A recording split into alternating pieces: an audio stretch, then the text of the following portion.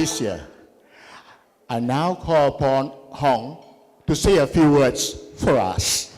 So, congratulations, and this is a fantastic occasion. It goes without saying that this is a great effort on the part of Zee Cheng Khor Moral Uplifting Society. I'm so very pleased to be here with you. I understand that our federal member, the local federal member here, Claire O'Neill, have sincerely sent her apology. I have always been wanting her to come, but she got family commitment. She got two small children, baby, so she cannot make it.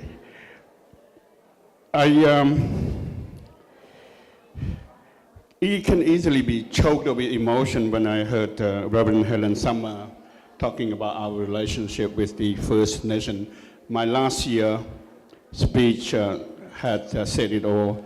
But, you know, to mention the connection between us, the later settler in this country, and the First Nation, I'm very proud to say that not far from here, only 4 kilometers from here, we have the biggest Cambodian Buddhist temple there.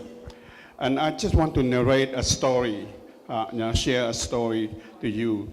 Before we start building, we bought it, I would say nearly 30 years ago. And as you know, in the Theravada Buddhist setup structure, the Buddhist monk is presiding over all the ritual and the ceremony and all that. But they are served by the elderly lady who stay in the temple as well. But they are not allowed into the monkhood as such. They could not be ordained. But they are very committed to serving the temple. There was this one lady, when we just start settling into this big land in south of, in Springvale South. She came back to the abbot, and she told the abbot just about every other morning that in her dream, there an elderly Aboriginal person who came to her consistently saying that you are on our land. And this is just very touching. And in the Cambodian, in the Buddhist, the Theravada Buddhist, the Southeast Asian Buddhist tradition is that you do not intrude into other people's land, and if you do so, you must apologize, and you must pay tribute, and you must give offering. The temple committee decided that we're going to build a shrine in commemoration to the first owner of the land. And we did, and with all the related Buddhist and Theravada Buddhist ceremony and chanting and offering all that, she stopped dreaming. She never had that dream again at all. And so we all sort of take it that this is now the owner and the new settler now at peace and recognize each other's role on that land. So I thought that this is a very moving.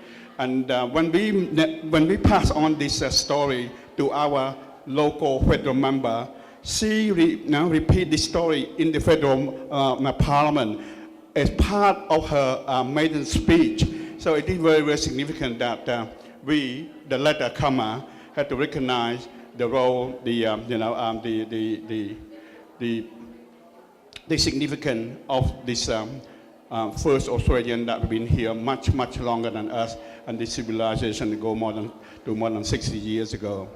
I don't know if I should be repeating this again, because I never start my speech, even if I was given a written script to start every speech acknowledging the traditional owner of the land. Because to me, I cannot reconcile with the fact that we had not respect, throughout history. I mean, the Reverend Helen Summers just mentioned that the statistic or the survey or the research had indicated that we, the later Australian, had not recognized that, had not understand and do not appreciate the suffering and what the first Australian have been through. And to me, it is hypocrisy when, the younger first, Australian always outnumber the other young Australian 4 times to 1 in incarceration. And it's just, to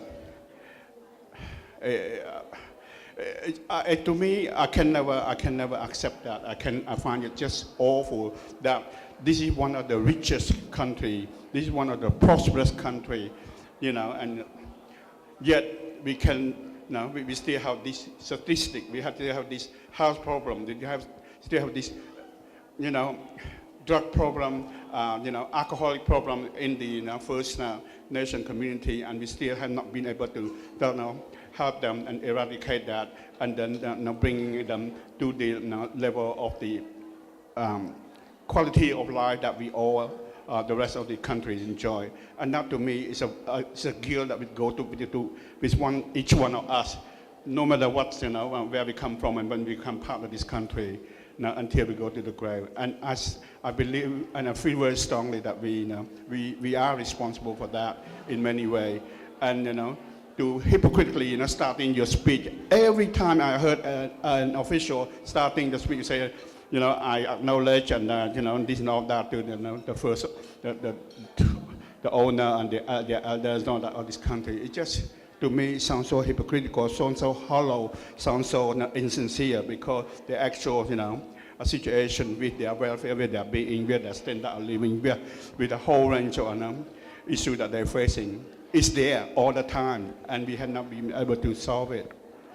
I think I strayed too much from the main theme of this, but again, allow me to congratulate the Zee Cheng Khor for a fantastic evening, and I know that this celebration, it started with last year, come dine with me, and now I dine with you, and I think this dining together, and I've never seen so, I think we can never see anywhere more multicultural than tonight, right? Now we can go through on the long list of different ethnic background community that came here. So thanks very much. Please put a big hand for the 16th anniversary of the Zee Cheng Khor Moral Uplifting Society. Thanks very much.